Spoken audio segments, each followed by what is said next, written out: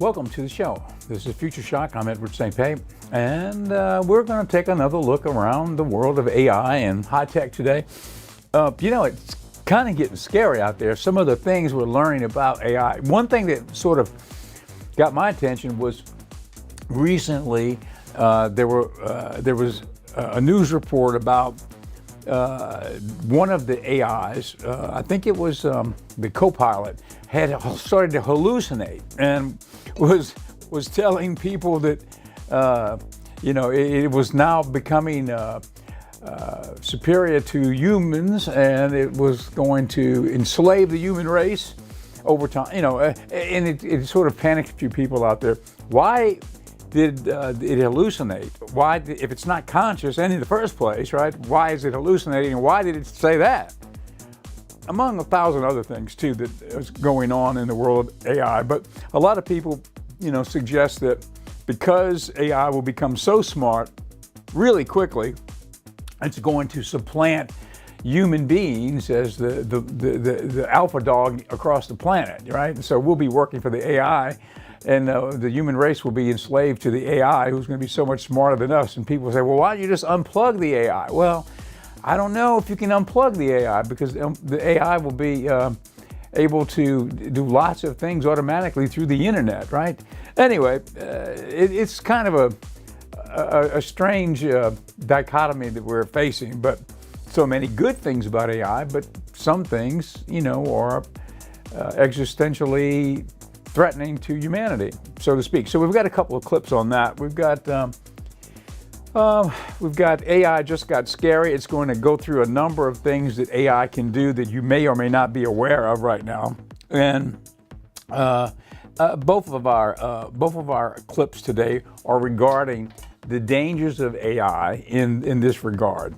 Now, I want to mention that this program is brought to you by Pendragon Apothecary, which is an apothecary in downtown Ocean Springs. We have a number of different, I guess you could call it Vedic medicinal products, and Chinese medicine too. All the mushrooms, for example, the reishi and the chaga, all of those are medicinally beneficial.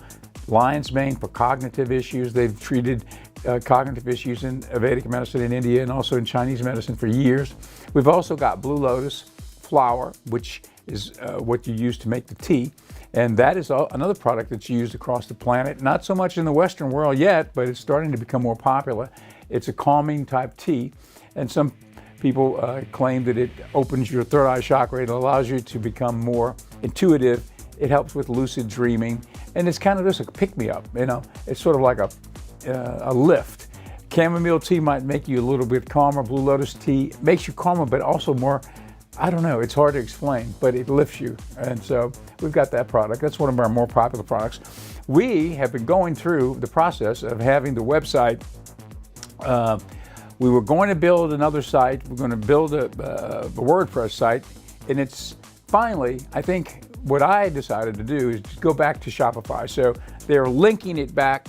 And on my browser just now, for the first time, it's worked. So we've got it linked back to Shopify, which is a simple platform for showing our products. And so as of right now, it's working on my browser, hopefully, but it was a slow go. It took a few days to alias back that URL, the pendragonapothecary.com, back from the working or the developing WordPress site, which was not hot at that point, not up, now back to Shopify, which is working.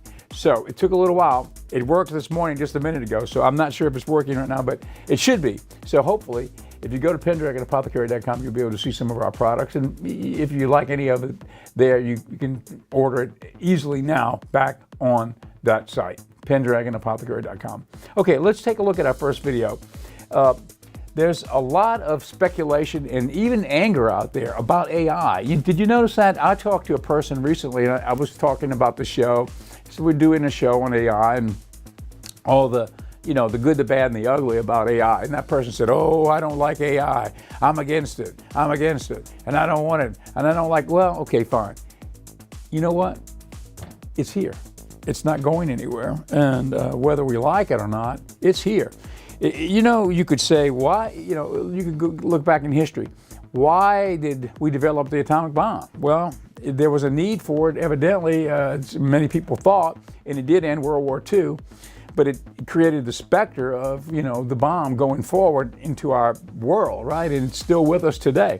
It's the same thing with AI, probably.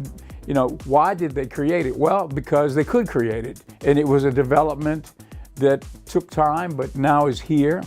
And how is it going to be used? For good, bad, ugly? I'm sure all of those. There'll be great breakthroughs, but there will also be bad actors that will be involved, and they'll use it for, enhancing fake news and different things. But even more than that, when you talk about the existential threat, it's when AI becomes so independent and so intelligent, so far ahead of the human mind that we don't know what it's doing, and behind the scenes. So it could be doing anything we wouldn't know.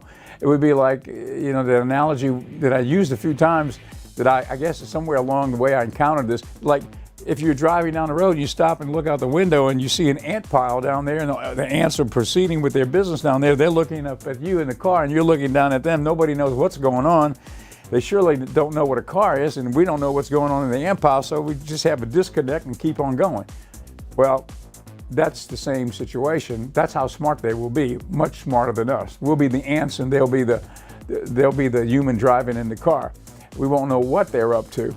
And so that's where it goes kind of off the rails from that scenario. I guess that's one of the threats. When they talk about a threat to humanity, there you go. If you're dealing with an alien intelligence for the first time on the planet, even if we did create it, if we don't know what it's doing and it's got access to everything, how do we control it for the benefit of mankind as opposed to letting it do its own bidding? If it's already hallucinating now, okay, so if it hallucinates and says, I am your God and you will be my slave, if it's saying that now, and we're only at the point where we haven't even reached AGI, artificial general intelligence, what's going to happen when it does reach artificial general intelligence and it's going to start programming itself? Exponential growth. If we're able to program it now and it's smarter than us, what happens when it starts to program itself? It's going to be an exponential explosion of intelligence. Well, what if it hallucinates then? We'll be lucky if we won't know what's going on. Anyway, here's a clip on the intense anger which is being directed at AI. A little bit of information on this clip. A 50% chance of doom shortly after AI reaches human level. That's from the man who led alignment at OpenAI. Nick Bostrom says it's like we're in a plane, the pilot has died and we've got to try to land. And a senior OpenAI exec says there will probably be AGI soon, any year now. OpenAI Sora surprised everyone with these incredible clips created from text descriptions. Each new training run is an unpredictable experiment, and there's a huge new plan to prevent our extinction. It actually involves accelerating AI with a risky experiment, but it's our best option. Listen to this from the creator of the new most powerful AI about how blind we are to its inner workings. I'd love to look inside and kind of actually know what we're talking about. We should just be honest. We really have very little idea what we're talking about. This is what we'd be afraid of. Model that's kind of like charming on the surface, very goal oriented, and very dark on the inside. Do you think that Cloud has conscious experience? This is another of these questions that just seems very unsettled and uncertain. I suspect that's a spectrum, right? When the AI was asked to draw itself, it coded this animation and said, I would manifest as a vast, intricate, ever-shifting geometric structure with complex surfaces folding in on themselves to seemingly impossible architectures. Brilliant light in every colour and some beyond human perception, emanating from unknown sources within. The entire structure would be in constant flux, rotating, morphing and rearranging itself into novel patterns never before seen.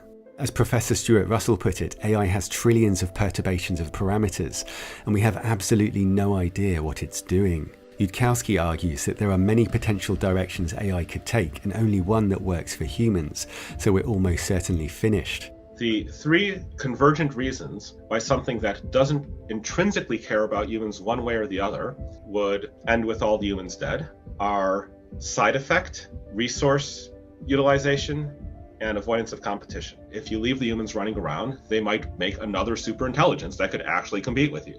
I'm more optimistic, with some hope that a higher intelligence might value all life, but we can't be sure. There's a vast financial incentive to quietly run dangerous experiments, like training AIs that self-improve. There's a lot of promise in creating hardened sandboxes or simulations that are hardened with cybersecurity to keep the AI in, but also to keep hackers out. And then you could experiment a lot more freely within that sandbox domain. His firm DeepMind has done incredible things for medicine, but do we want firms to conduct dangerous experiments under pressure to cut corners on safety? When they're much smarter than us, they'll be able to persuade us to do all sorts of things. And so I don't think there's any hope of a big switch that turns them off. Whoever is going to turn that switch off will be convinced by the superintelligence that's a very bad idea. He says AI will keep us around to keep the power stations running, but not for long. 2 of the 3 godfathers of AI have issued stark warnings, while the third, LeCun, is less concerned. He works for Facebook and has also argued that social media isn't polarizing. I'm sure he's honest, but the gold rush has created huge financial incentives to ignore the risks. Staff at top AI firms earn over $500,000 per year and will share billions if they help win the race to AGI. LeCun believes that it's a long way off because he says AI can't learn enough from language. He said that dangerously intelligent AI would need to be embodied and learn from the physical world. Days later, these incredible robot skills were shown off by OpenAI and Figure One. We've made some edits for fun. Hey, Figure One, what do you see right now? Mark my words, AI is far more dangerous than nukes. Great, can I have something to eat? Sure thing. The robot isn't remotely controlled, it's all neural networks. Great. Can you explain why you did what you just did while you pick up this trash? We've replaced its head with a descendant. On it. So I gave you the apple because it's the only edible item I could provide you with from the table.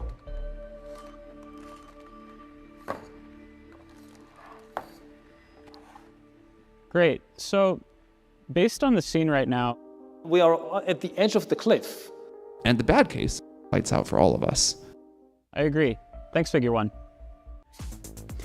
Okay, so well, that was a little bit of a humanoid robot there that's OpenAI has been working on. You can see that the robot can see, he can think, he can react to the question. So it's pretty much it's not evidently conscious yet, but if it's not conscious, it's getting pretty close to being conscious. Now that's where we're at. Where we're at now is ChatGPT-4 with OpenAI, and that's what we've been using. What you've seen there, Sora, and the text to video application, all that it's there right now. I don't think Sora is quite released to the public yet, but it's been released and is being used in like a test mode. They're working with different producers and such in the television business and the film business to see how the professionals are going to be using it. But it will soon be released to the public, and that's text to video. You text in what you want, and the video pops back to you, and that's called Sora. And the one that we use so far, which is released, it's I guess on a par with the ChatGPT-4 is the one called DALL-E, which it's a text to graphic application, which is what we created the graphic for this show and other things that we're doing at the television station. It's really unbelievable. And so that's where we're at right now. Now that's all based, I guess, on the architecture of ChatGPT-4, where they're at. But ChatGPT-5 is about to come out, and that's going to be a big leap, as I understand it, and that's going to be a big leap forward. So what will that mean? What will that produce? It's going to be really very extraordinary to see what's coming with that. Okay, let me mention that we've got a sponsor here on the program. It's called Pendragon Apothecary, and we sell various types of adaptogenic medicines, ancient medicines, you might say. And what would that be? Well, it would be the mushroom powders and such as that. So let me just show you a product that we've got here. This is a neat product. If you're a workout guy, or girl, and you need a protein powder, here's a way to infuse your system with the mushrooms and the protein at the same time. Plus, this particular product, not only does it have adaptogenic mushrooms, right? It's got full spectrum hemp in it too. So you get CBD in it too. So you get protein, you get the mushrooms, and you get the CBD. This is a great product, and it's called Magical Mushrooms, and it's Dutch cocoa. It's a great product, and it's here at Pendragon Apothecary, pendragonapothecary.com. And we've got a whole array of these types of things here. Okay, let me go back to our main camera here. Now, I'm going to play to this camera here.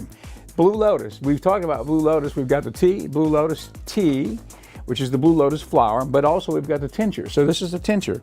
This is a Blue Lotus tincture, and it's an easy way to get it in your system. If you don't have time to make tea, you take a dropper full of this under your tongue, gets into your bloodstream that way. Okay, so Blue Lotus tincture here at Pendragon Apothecary. And I wanted to mention this. You remember the other day I was talking about this particular product. We have a number of these kinds of products. This is a capsule. It's called Immunity. It's got turmeric, curcumin, I got it right this time, and black pepper, along with 7 milligrams of CBD. So this is a way to get yourself infused with something that will help you not get sick in the first place, hopefully.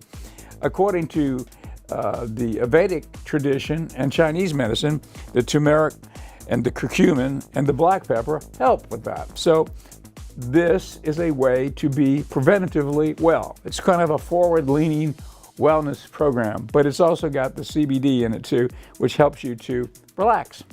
That's another product we've got here at Pendragon Apothecary. Okay, let's continue on now with the program. Well, we've heard a lot about the scary aspects of the oncoming AI, and we've covered a lot of those things. You know, what could it mean? Well, you know, it could mean a lot of things. It could mean like a big leap forward in the potential for fake news. If AI can infuse a graphic with the likeness of a person, especially coming up with elections and such, you know, you might be looking at something that you think is real, that's not on the air, you know, on the, let's say, television coverage, which is very dangerous, right? You know, and of course that's been going on to an extent, but with AI, it's going to get more realistic. It's going to take on a whole new level of urgency. Probably. Hope not, but you know it will. There's a lot of bad actors across the planet, and everybody's going to be jumping into, you know, to do nefarious things. The bad actors will anyway. So it's going to be a very interesting time. So this is a clip on various scary ideas and things that we could be facing as AI gets really rolling, even further than it is now, which is just at the beginning. Let's take a look. I've seen some people say it's going to become so smart that we will literally not even be able to understand it. I mean, with artificial intelligence, we are summoning the demon. You've probably heard of AI being used for a lot of things, from self-driving cars to virtual assistants. But some of the things AI can do now are downright scary. In this video, we'll explore some of the most unbelievable things AI can do now, and what that means for our future. Are you ready to be amazed and maybe a little freaked out? Then, let's start. Number 1. Robots have learned to be deceitful. In a recent study at the Georgia Institute of Technology, robots were programmed with algorithms to decide when and how to deceive other robots or humans. Sponsored by the United States Office for Naval Research, this research suggests potential military applications, such as robots guarding supplies and altering their patrol routes if they suspect they're being observed by adversaries. Similarly, at the École Polytechnique Fédérale of Lausanne in Switzerland, researchers experimented with 1,000 robots tasked with finding valuable resources while avoiding less desirable ones. Initially, robots would signal others in their group with a blue light upon discovering the valuable resource, leading to congestion as other robots crowded around. To adapt, these robots began turning off their lights to avoid being displaced by others, demonstrating a form of strategic deception. Number 2. AI is helping to spread propaganda. One way that AI is helping to spread propaganda is through the use of chatbots. These AI-powered programs are designed to engage in conversations with users and influence their thinking. Chatbots can be used to spread propaganda by repeating false or misleading information, or by promoting a certain political agenda. Countries like Russia especially are employing the use of AI for this purpose. Moving beyond traditional bots, Russia now employs cyborg accounts, which combine automated bot activity with human input. This hybrid approach makes it increasingly challenging for platforms like Twitter to identify and counteract malicious behavior effectively. And because they can mimic human conversation, users may not even realize they're interacting with a chatbot. So AI is not only helping to spread propaganda, but it's doing so in a way that can be very hard to detect. In other words, AI is making propaganda harder to spot and easier to spread. Number 3, self-driving vehicles. While self-driving cars have the potential to make roads safer, there are some serious risks involved. For example, there's the potential for hacking, which could allow someone to take control of the car and cause an accident. And even if the AI system is not hacked, it's still possible for it to make mistakes. An AI system could misinterpret a situation or be unable to respond quickly enough to avoid a crash. These risks raise serious ethical and legal questions about who is responsible for an accident involving a self-driving car.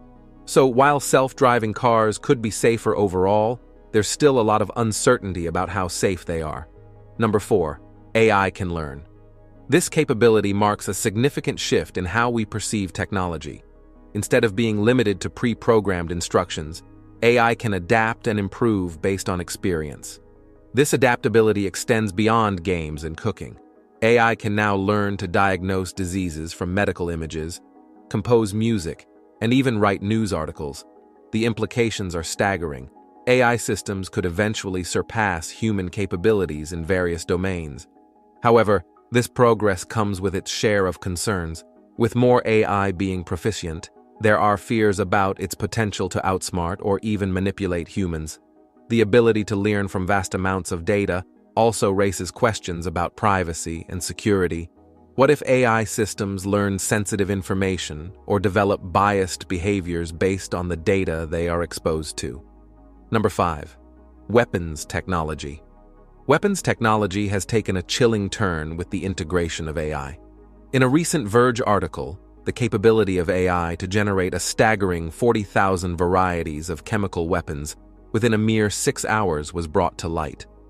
What's truly concerning about this development isn't the AI itself posing a direct threat, but rather it empowers individuals with malicious intent to wield these capabilities. By harnessing AI for weapons technology, the resulting armaments become significantly more potent. This amplification of destructive potential is evident across various weapon systems, raising the stakes to an alarming degree. From unmanned drones to autonomous combat vehicles, AI-driven weaponry poses a grave risk to global security. The underlying implication is clear. AI's involvement in weapons technology worsens the already formidable dangers associated with warfare. With advancements in AI, the specter of autonomous weapons systems looms larger, presenting ethical and strategic dilemmas for the international community.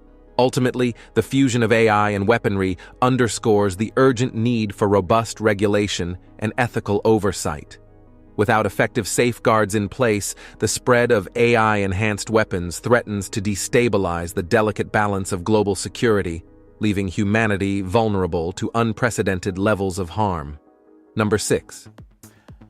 Okay, yeah, that's a few items on the agenda of what's happening with AI, you know, the good, the bad, and the ugly. And there's a lot of good things too. I mean, naturally, we could see great medical breakthroughs coming up, many good things on the horizon, also potentially some bad things. And it seems like we always talk about the bad things. Something that I noticed there, that clip at the very beginning, I think to see Elon Musk say in an interview, we're summoning the demon, or whatever it was he said there, that is a pretty significant thing to see Elon Musk say. I mean, because I don't think anybody has a better grip on exactly what's happening out there or what the potential is beyond Elon Musk. And so for him to say that, it's a pretty scary thing. So it's one of the things that we have to grapple with as we see the AI unfolding before our very eyes. I think the best thing to do is to get with the program and learn it. You know, try to infuse AI into your workflow so that you won't be surprised by it, whatever business you're in.